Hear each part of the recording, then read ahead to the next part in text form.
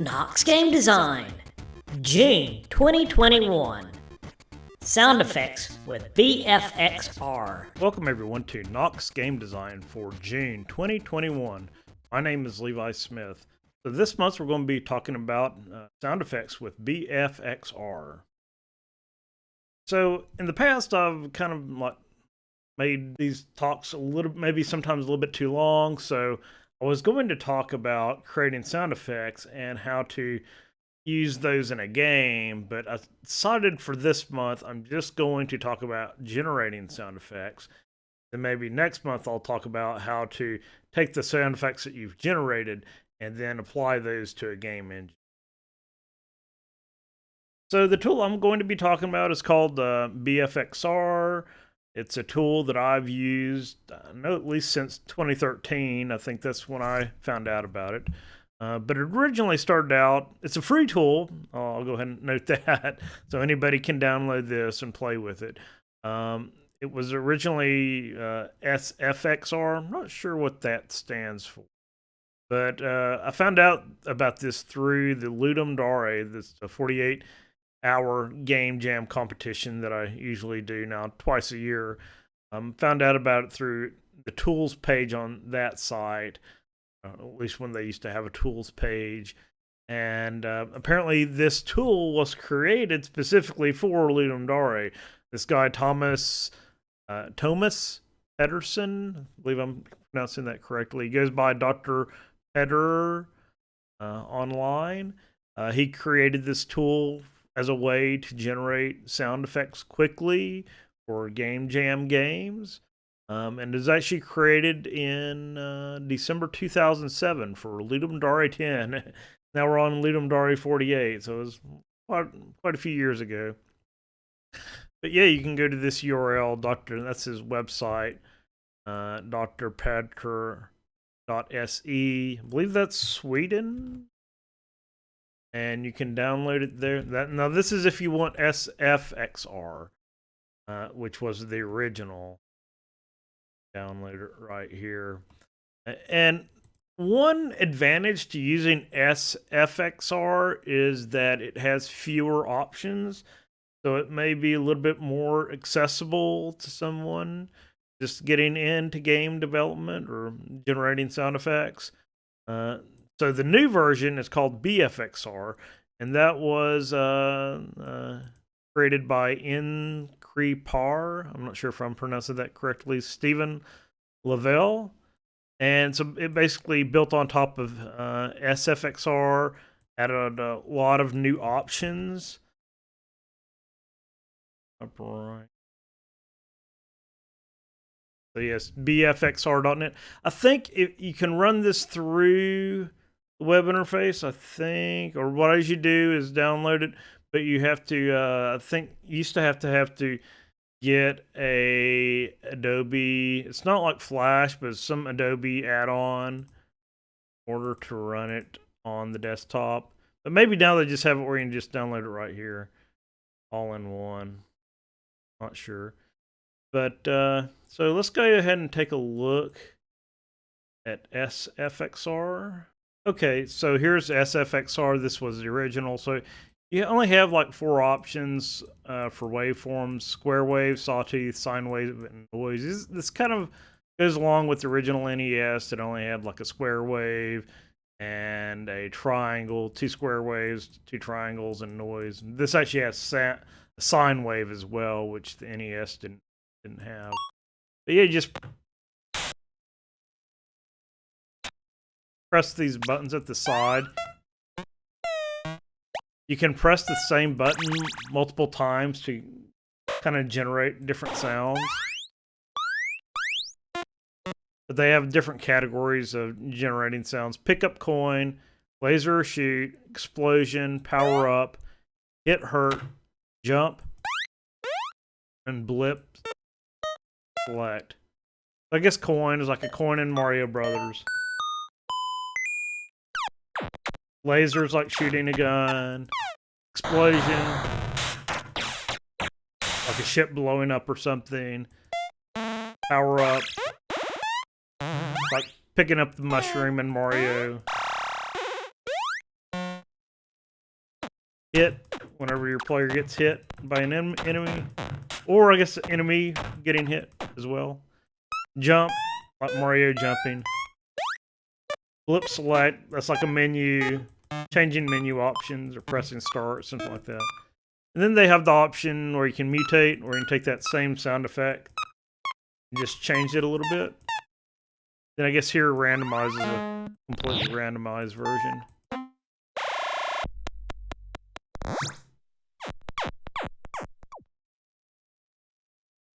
Yeah, so that's FSFXR. You can save your sound, load a sound, export it to a WAV file, and save it and use it in your game.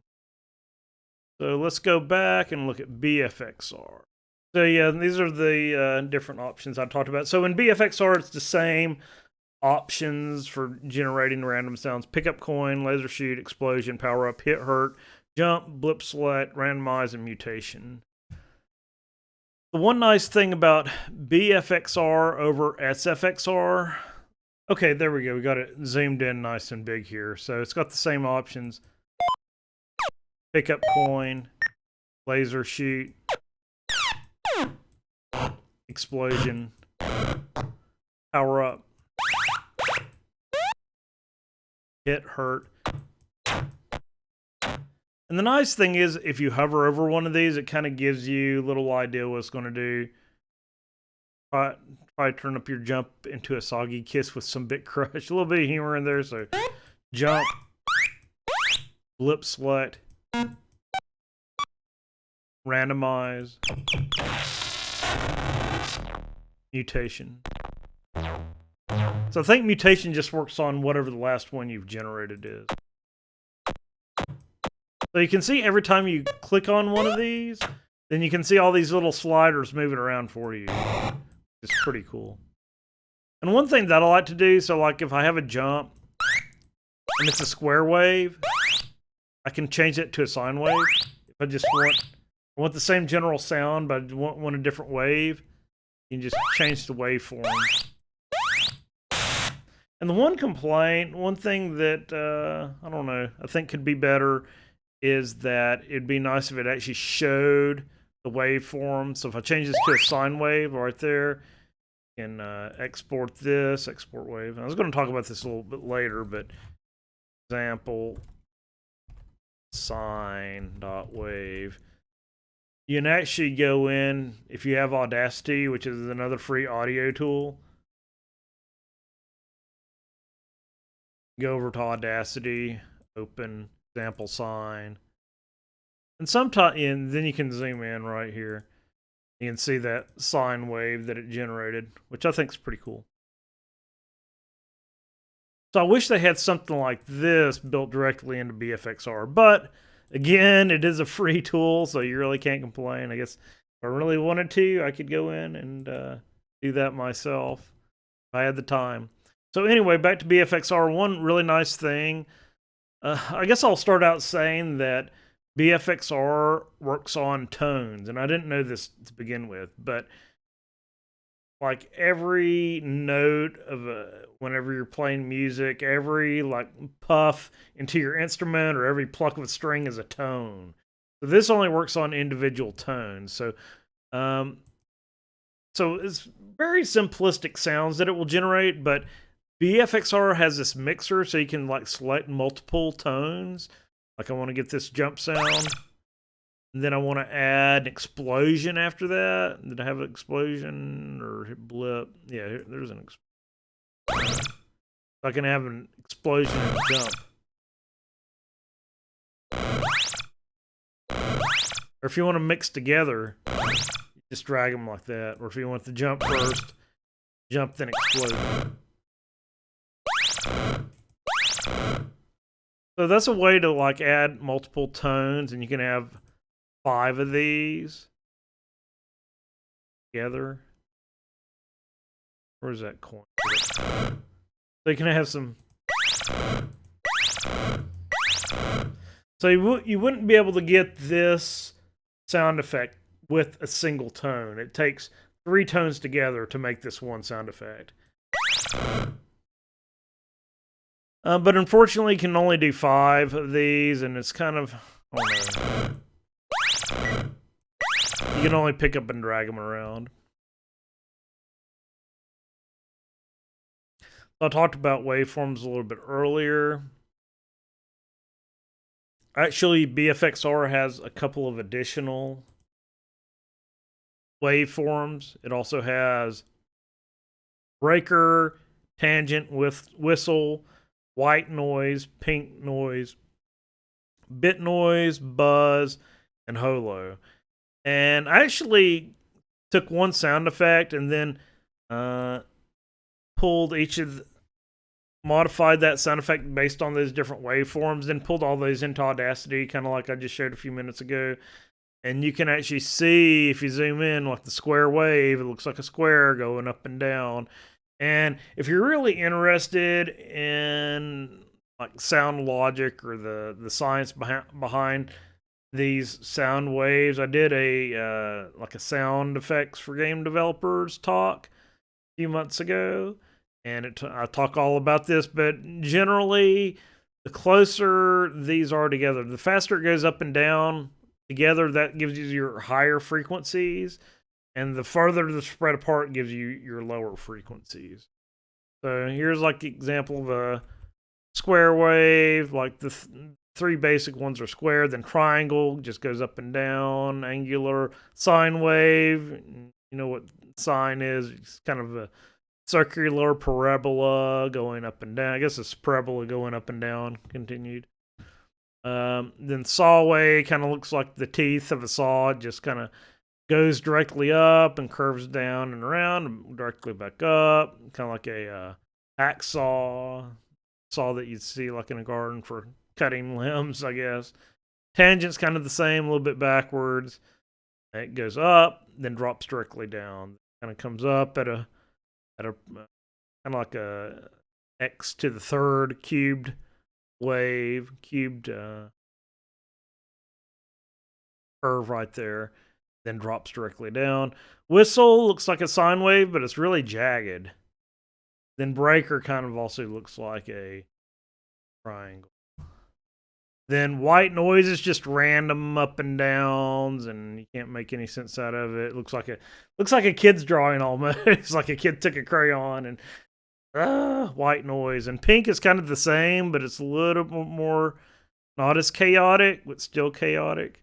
Then buzz looks like a square wave, but it's just random frequency.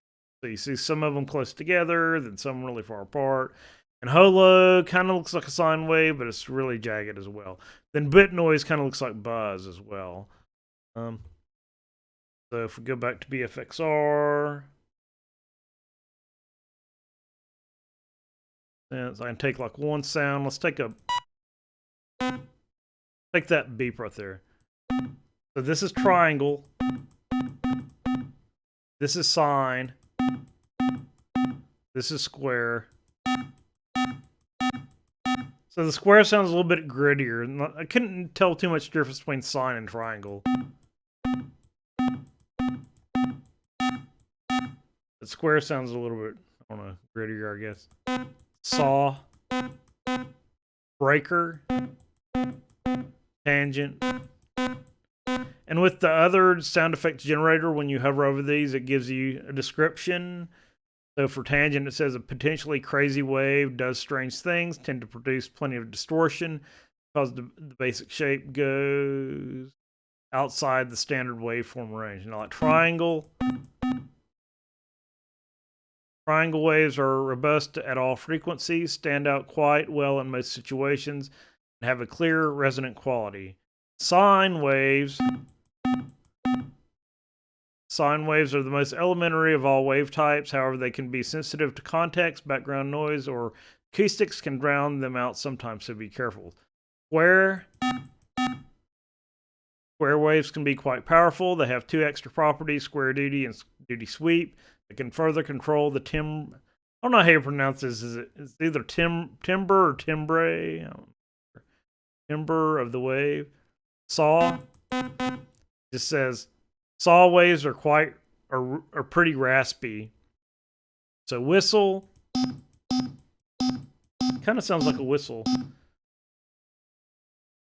Whistle is a sine wave with additional sine wave overlaid at a lower amplitude and 20 times the frequency. It can end up sounding buzzy, hollow, resonant, or breathy.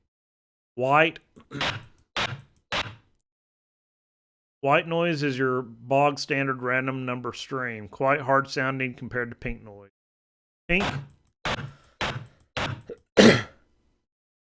Pink noise is a stream of random numbers with a filtered frequency spectrum to make it softer than white noise.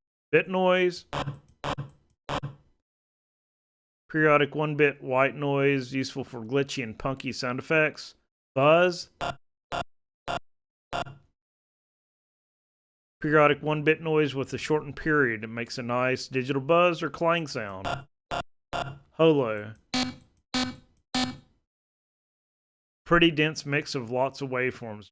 Breathier, distortier than the classic one.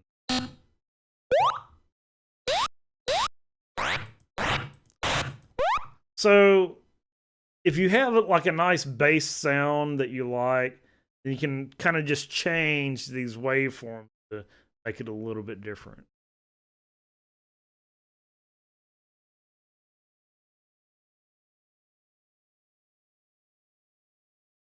So modifier. So here's like if you really want to get into the details of how to modify your sound effects. To modify the length of your sound effects, you got attack time, sustain time, and decay time. And one complaint I have is that it really doesn't group these sound effects together or anything. They're all just kind of listed in one column right here. So until I've been using this for, I don't know, 8 years now at least. And I never really understood what a lot of these meant. I just know frequency kind of makes it sound higher or lower. But yeah, to increase the length, you're looking at attack time, sustain time, decay time, modified with pitch, like I said, frequency, and also for slide, they got frequency slide and delta slide. And so I did a little bit of research on, because I know what frequency is. I really didn't know what any of the other attack time, decay time. So I found some definitions for, and so for a sound effect, you have an envelope for a sound or a tone. And they refer to it as ADSR. That stands for attack, decay, sustain, and release. I think this is kind of standard in all, I don't know, all music industry or sound theory. I just never had I was in band in high school, but I never really had a class in sound theory.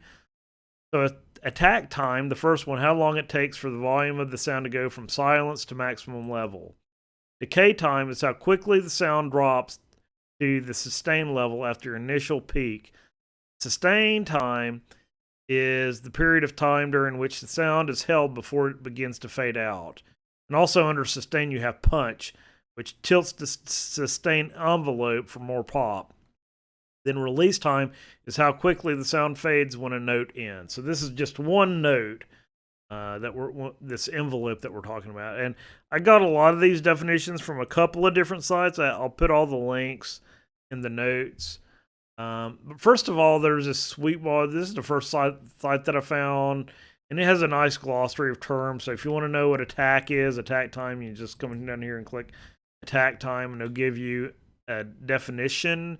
It has the ADSR right here, the ASDR envelope. But this is from a perspective of like any musical instrument. I think this is more geared toward like guitars and pianos, but it still applies to game sound effects as well. So you won't find a lot of game specific talk in here. This is more general musical instrument, but it all still applies.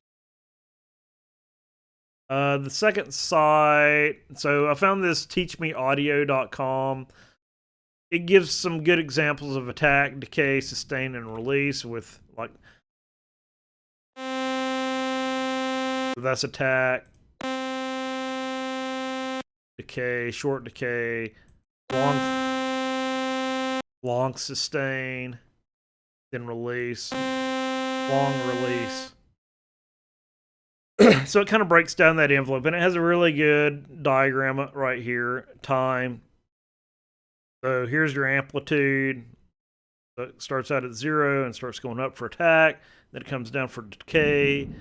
Then sustain just kind of levels off, and then release goes down and fades out. Also talks about other envelopes, and I've seen this RMS before, not Richard Stallman, but yeah, root, mean square, values. I remember the very first Ludum Dare that I did. It was really neat. I found an entry, and it was like it had talking in the game, and as this talking went on, it actually brightened the room when the person was talking based on how loud the actual word was or the different sounds from the word. And I remember they used this RMS value they took from the sound, then applied that to the lighting in the room, which was a really, I wish I could remember the name of the game. It's Ludum Dare 26. Probably under one of my rated games if you can still find that. But it's a really neat concept, neat game that used that RMS value. So here's another site, wikiaudio.org. It also talks about the ADSR envelope. So this is all for like, hey, if you want to read more, here's an inverted ADSR envelope. It's like the sound starts out as max and goes down and comes up, and sustain and release, it goes back up. And it gives more definitions of attack, decay, sustain, release. Yeah, and here's some more information. There's a boombox, boomboxpost.com, if you're interested. And this also talks about attack time, sustain time, frequency. Some of the options in BFXR, and he kind of goes over the different areas right here, and the mixer mode that I talked about a little bit earlier. And so yeah, if you want another place to look up some definitions, some of these terms, because that's the one downside to BFXR. Now you can go in here and you can hover over these different values. So let's do one. Let's do power up. So there's power up. So we can increase the attack time.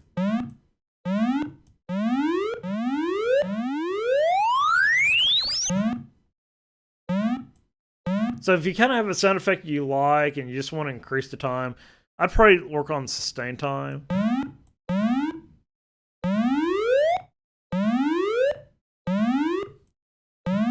That's kind of like the middle, sustain, then decay.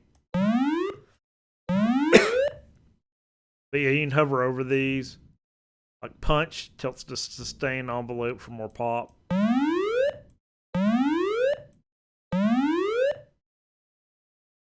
Like compression pushes the amplitudes together.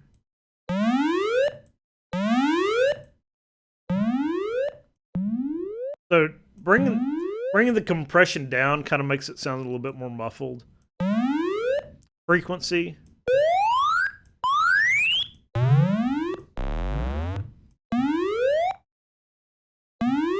Frequency, pitch, kind of the same thing there. Frequency slide.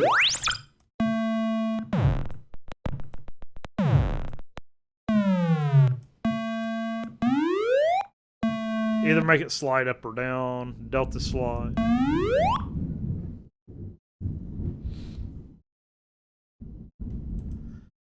So I'll just say there's a lot of options you can play around with, but those are like some of the typical ones I use right there. So yeah, so technically frequency, the bass note of the sound. So one complaint, I won't say complaint, but I don't know. One thing that I think could make BFXR a little bit better is that for frequency, you can only use values 0 to 1, and you can only use a slider. You can't type in direct values.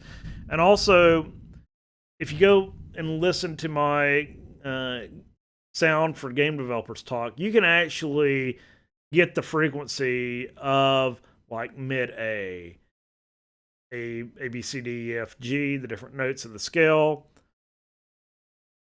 Treble clef scale. So middle A is 440, I believe, hertz. I forget what middle C is. They're all kind of like derived from that middle A.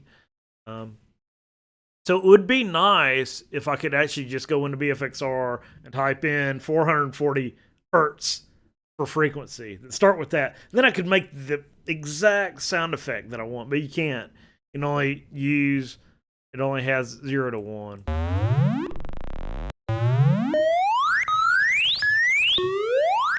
But I guess if you knew what like 0.5 is, then you could figure out the frequency.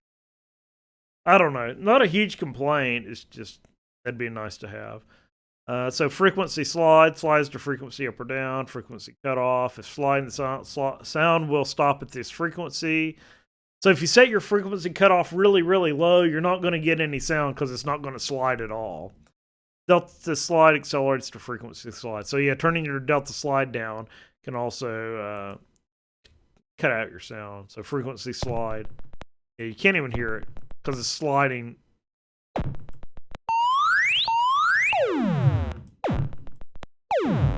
Or no, frequency cutoff. So if you move frequency cutoff too high, you won't hear anything.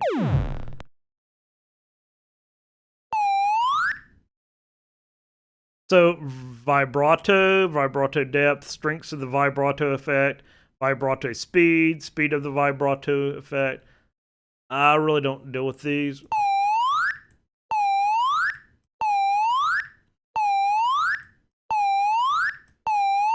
Most of the time, I don't get anything out of vibrato, but sure there is ways to use that to change your sound effect. Harmonics overlays copies of the waveform with copies of multiples of its frequencies. The harmonics.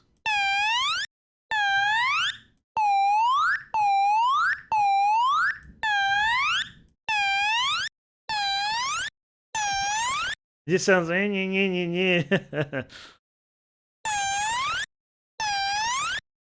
So that's harmonics. Then you got a harmonics fall off to change the harmonics decay.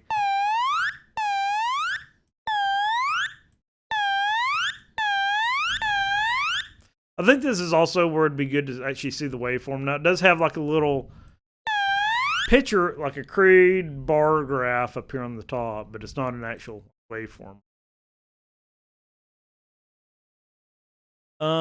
So repeat speed is the speed of note repeating. I think I usually don't use this repeat speed. So you can kind of get like a echo effect.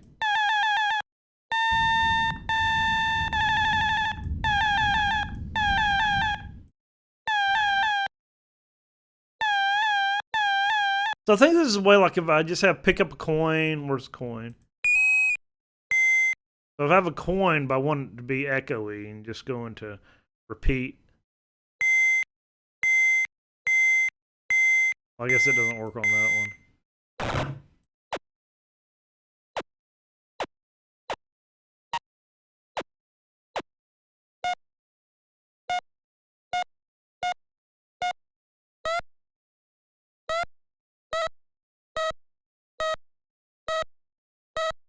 So it sounds like repeat speed works better on some sound effects than others, and you got to kind of find the right area when you get that repeating sound.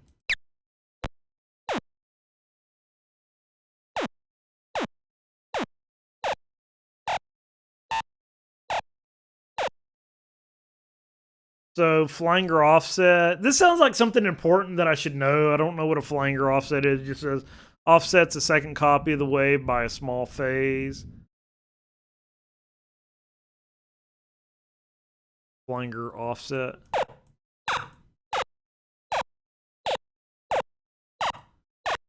Then flanger sweep. So I guess if you're really into like sound theory, this probably means a little bit more to you how to use these values right here. So bit crush, I've seen bit crush quite a bit. Resamples the audio at a lower frequency. And you got bit crush sweep, sweeps the bit crush filter up or down. Do a general jump, bit crush.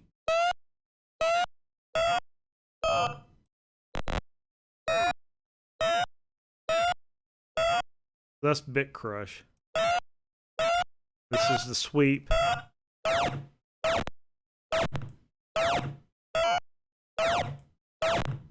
So you can get some nice, like, old sci-fi laser type sounds with push. So only for the square waveform, you have square duty controls the ratio of the up and down states of the wave, and duty sweeps the duty up or down. And I really don't use these quite often. There's our jump. Do square.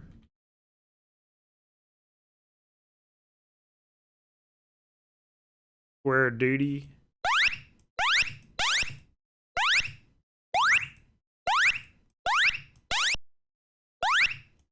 So it sounds a little bit clearer the lower square duty is. Duty sweep.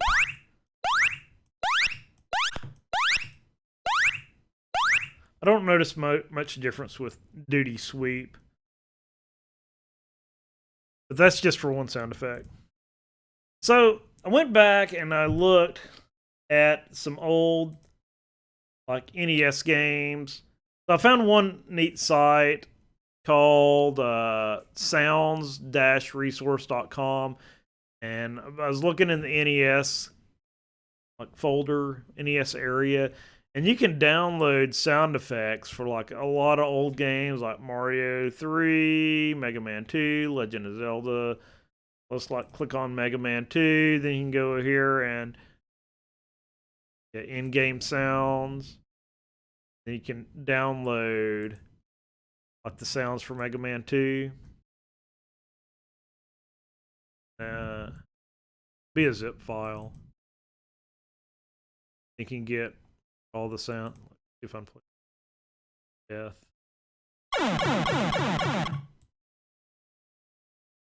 Hit. Or refill. Or here. UFO. Buster. Boss door. Air shooter. So these all probably, for anyone that's played Mega Man 2, these probably sound familiar. Atomic Fire. Pink. Hear that one. Force Beam. So yeah, I'll go ahead and do my I don't know, disclaimer that I'm not a lawyer.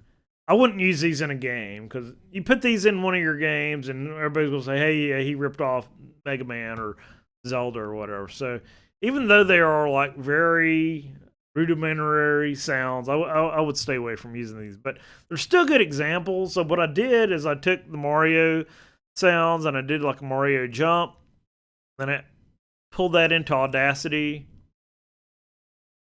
Bring in Audacity. So jump. Here's jump. So we're all kind of familiar with that sound. So you can zoom in. So this is kind of getting into sound theory again. Not really BFXR, but for some of these, I don't know how they sampled them. I think some of these sound effects they like took from an emulator and just loaded the emulator sounds in. Then I think other sounds they actually like got up next to a television and like held a microphone. So some of these aren't the cleanest. You have to go in and like effect and amplify a little bit, so then you can see the waveforms.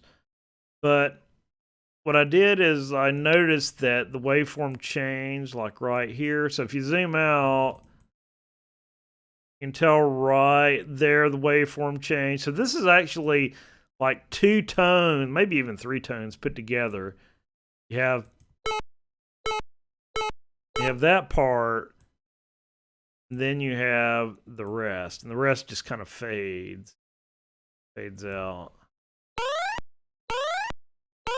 So you put those two together.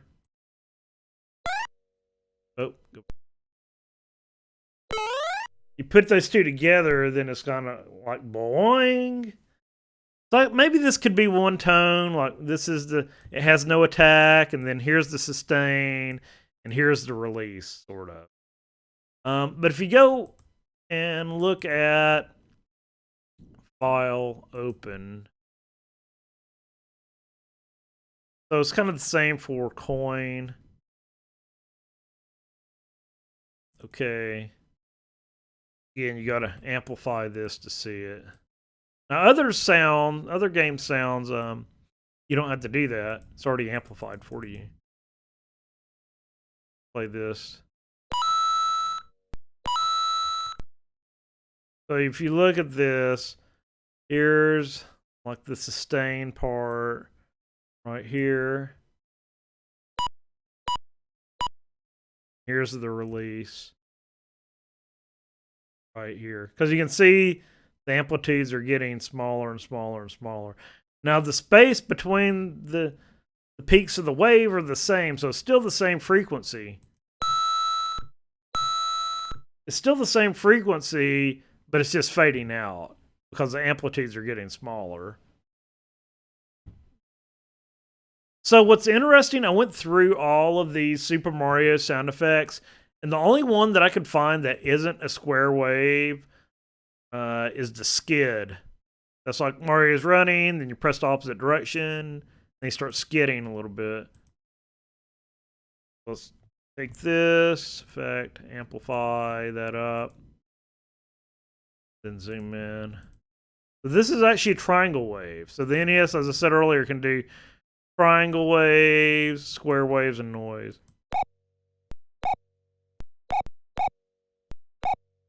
So if you're really good, like I can tell the difference between a square wave and a sine wave and noise. I can definitely tell the difference between noise and a square wave and a sine wave.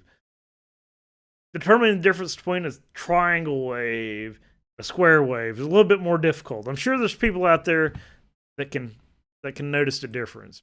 But listening to the sound effect itself, you can notice the difference. But to be able to hear a sound and say, hey, that's a square wave or that's a triangle wave, that's a little bit more difficult. So yeah, just wanted to show those off. Oh, the one other one I wanted to show off. If you go in and open up the pipe, I think it's called pipe. Warp, not vine. Yeah, so yeah. Let's look at warp. I thought it was called pipe. So as usual for these, effect, amplify, okay. So what's interesting about the warp is that it's kind of like two. So it's kind of like this sound right here. And this sound. So they put those two together. So that's just one, but it's just that one repeated 3 times. So if you were to do this in Bfxr, you would need to like do this sound, then do this sound, then repeat this whole thing 3 times. And you could do that in the mix. I tried like getting close to that, but kind of hard without knowing the exact amplitudes and frequency. But yeah, as in my sound talk that I did, you can go in here and actually see some of the values for the amplitude.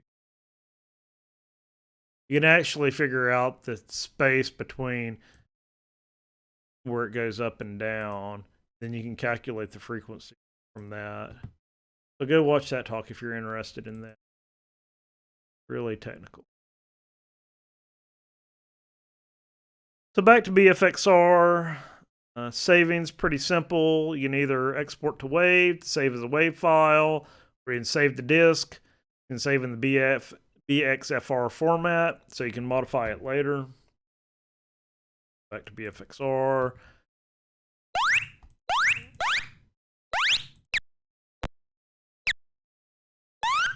So say I really like that sound, then I export to WAV. So you want to export to WAV to be able to save it to use in your game.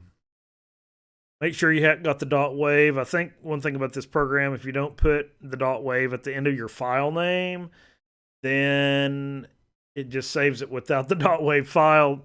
file extension. So then when you try to import it into your game's not going to see that wave file. So make sure you got that .wave. A lot of programs will do that for you if you don't put the .wave on there, but this one. But if you got like all these little settings the perfect way you like, and then you want to maybe come back later and modify some of these settings, then you want to save the disk, and then that'll save it as a BFXR sound. So you won't be able to use a BFXR sound in your game. You got to export to wave to use in your game. But if you want to save it to modify later, then save it as a BFXR sound. You may want to just go ahead and, for beginners, I just say save in both formats. Typically, I just export to wave because I usually don't go back and modify my sound effects later. But there may be a good reason that. Okay, so that's it. That's it for BFXR. It's going to be a short talk in under an hour. So I was going to kind of like cram in. I was going to try to cram in an entire talk about importing your sound effects into your game and different game engines, such as Game Maker and Unity, Unreal Engine, Godot, and maybe some others like SDL. But I was like, nah, I'm going to save that. Probably save that for next month, unless something else comes along. So you'll just have to tune in next month for that talk. It seems like there's some. Yeah, check out knoxgamedesign.org. I got all the recent talks on here. Last month was Ludum Dare 48 entries. Before that, is a really good talk that I did on image file format. If I do say so myself, I spent a lot of time on this image file format. It's like figuring out the formats for PNG and things like that. And I'm not sure what all's going on. Let's see here. Yeah, check out Dr. Petter, his homepage. He's got a lot of cool projects past Ludum Dare. Looks like he hasn't updated the site since 2014, but it is pretty cool. He's developed a lot of things that people have used. You just don't know he's developed, like Sculptress. I could do a whole talk on Sculptress. I haven't used it in a long time, but yeah, he developed Sculptress. I haven't used some of these other ones, but he's got a lot of little games, a lot of archive projects.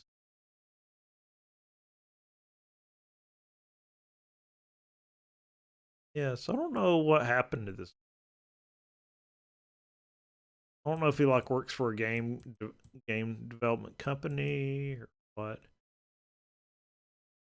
Check that out. So anyway, I haven't been paying much attention to the Discord. Oh yeah, so I've been working on a new game. Turn this off. It's a Morse code game. Oh, can I mute it? Well, you kind of need to hear the dot. So every time you hear that beeping sound, it's me holding down the space bar. So the objective of the game is to move the helicopter to the grid cell based on the Morse code on the left. Okay. It makes sense, but it's kind of hard to explain. So on the top, you have letters for each column. Then on the left, you have numbers for each row. And below those letters and numbers, you have dots and dashes, which corresponds with how long that beep lasts. So standard Morse code, and I wrote all this code in, I did this in Unity, wrote all this code to translate these dots and or how long you'll see these numbers in the upper right hand corner, and that's how long you've held down the button or how long the beep has gone on. So based on how long you've held the button, it'll translate into either a dash or a dot. And if you don't hold anything down for long enough, then it just registers whatever dots and dashes you've already entered. So you select the letter at the top using your dots and dashes, and you select a number on the side using your dots and dashes, and that will send your helicopter to whatever cell matches the intersection between that letter and number. And oh, by the way, for your little helicopter here, you have a fuel value, which I'll probably change that into a bar, and so your fuel gradually goes down over time. But as you move to around to the different cells, it goes down faster. So that gives the player an incentive to get the right answer, to move to the correct cell. So you got these little, they're just cylinders right now, but they're like people to be rescued. I'll change the model later. I was just happy to get the helicopter model to begin with. That took me like a whole night to do that. I'm planning on adding like little fuel tanks so you can like pick up additional fuel, and then as you go up in higher level, then have more rows and more columns. And by the way, the letters and numbers for the cells are randomized each time, because when I started developing this, it's just A, B, C, D, E, and 0, 1, 2, 3, 4, 5, whatever. That got kind of boring, so I kind of just like randomized the first column, then the first row. So here you see the first column starts with Q, so you get Q, R, S, T, and U. And on the side, it starts with 3, so 3, 4, 5, 6, and 7. So it's still sequential, but the first one is randomized. And oh, by the way, if it starts out with Y, then it'll do Y, Z, A, B, C. Or if it starts out with 9, it'll do 9, 0, 1, 2, 3. So don't have this one out to download yet. Still working on it. Oh, shut up. I've kind of gotten to the point now where it's like, when I release something, I want it to be like a, I don't know, past the, I've heard people say the ho-ho test. It's like, yeah, when I release something, I don't want it just to be something that people are going to laugh at. So I want it to be halfway decent. But yeah, Black Jar, he's been working on some modeling. I think in Blender. It's really neat, like what he did with apples and stuff like that. And his little elf character, goblin character right there, he kind of has like a table. And his bottles and oranges were really impressive right there. I think he did like a render just of those. Arctic, he's also showing off some stuff. I like how everybody's kind of helping each other out, but he kind of showed some of the stuff that he did with texturing a cube, which is kind of like what we all do to begin with. Yeah, here's some more animals that Black Jar has made. I think he's working in Blender. I think my only recommendation is like turn on smooth shading. They'll get rid of some of the rough edges on this tiger right here. But yeah, this is some stuff that Arctic did with kind of like his approach to modeling. How he starts out with the body and a couple of legs, and then add the head. I think my only recommendation is kind of like, yeah, just start out with half the model, then use a mirror modifier. That way you left. Oh yeah, here's the table that Black Jar made. It's really good. I wish I could maximize that. Oh, open original. Shift, control. There we go. Yeah, so this is the table and that Black Jar made in Blender. So yeah, I really like it. And like the silverware looks really detailed. I like the bottles and the light source and all that. And somebody was talking about making a Knox Game Design game. I think that would be awesome. Whatever I can do to help, just let me know.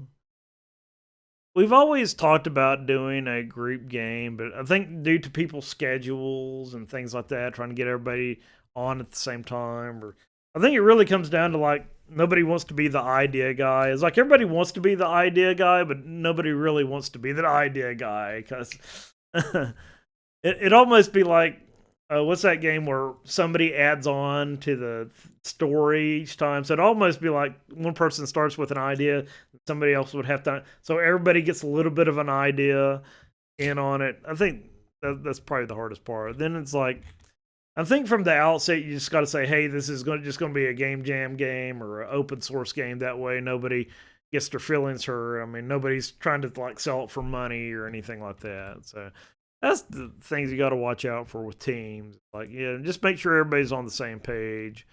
Start out. But yeah, some of the guys on here were talking about Unreal Engine 5, which looks really nice. I added some additional icons. Somebody requested a Substance Painter icon, custom group, or a channel, Discord channel icon. Also added Java, Scratch, Squeak, Audacity, Monogame, SDL, GameMaker 2, and Lua. I think it's kind of cool. I don't think there's any copyrights on any of this. Never know. Until somebody yells at me about it.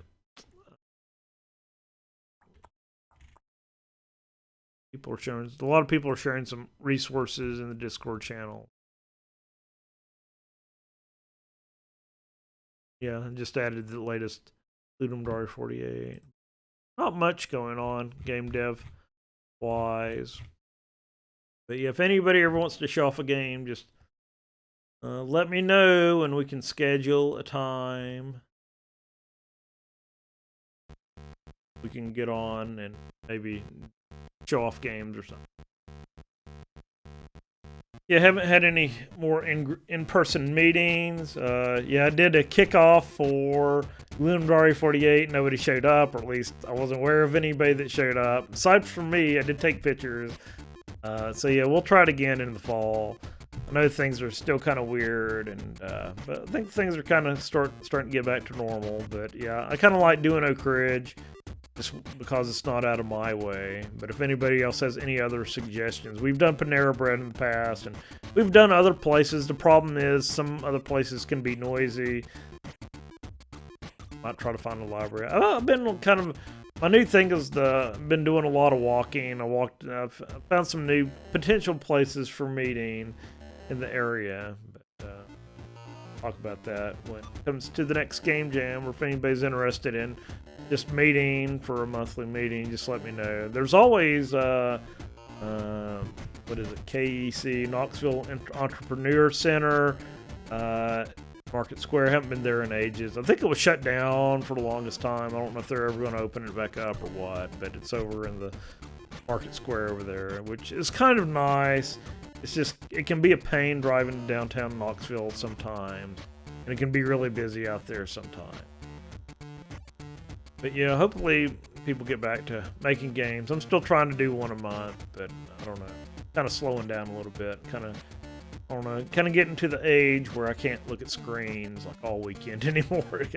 I kind of feel like I've gotten past that age, being able to sit in front of the screen all weekend. I'll still do it for Ludum 48, but you know, I really can't do the sitting down looking at a screen all the time anymore.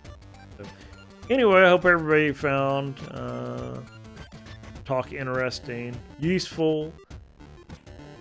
And you can visit knoxgamedesign.org to find all about us, all the games and all the contacts, and the podcast. Yeah, don't forget the podcast. One thing I did do, go to knoxgamedesign.org. You can go to podcast. Now I have like links directly to each of the podcast platforms. So if you want the Stitcher, just go to podcast and click on Stitcher. They'll take you to the all the Knox Game. It looks like we have 61 episodes now. Wow. Seems like we just started. Really been that long. Yeah, I think we started in 2016 at the TechCo, when we're meeting at TechCo. That's back when it was kind of like a game review show. Then started doing it online in 2017, February 2017. But yeah, use those links. Let's go back. So if you want it on Spotify, just go to podcast and drop down Spotify. Get it on Spotify right there. Or tune in. Just go to podcast, drop down, tune in, then it's right there. So a lot of different platforms. We also have iHeartRadio, Apple Podcast. Looks like that's it. I think Google, wherever the Google Music was, I think it got discontinued. As always, the Discord link is right here. I'll take you directly to our Discord directory. Just have websites now, kind of getting out of the social media. So yeah, if you have a website, then we can add you to the list right here. Then we have archives for things like past events, the article, Metropulse article from 2014, different tutorials, Oh, and we also have a Steam community. I've been trying to update the Steam community, just putting these announcements for the past videos, just so they're all kind of archived here as well, just as another place where people may run into us. So anyway, that's going to wrap it up for June 2021. Have another one. Be back in a month.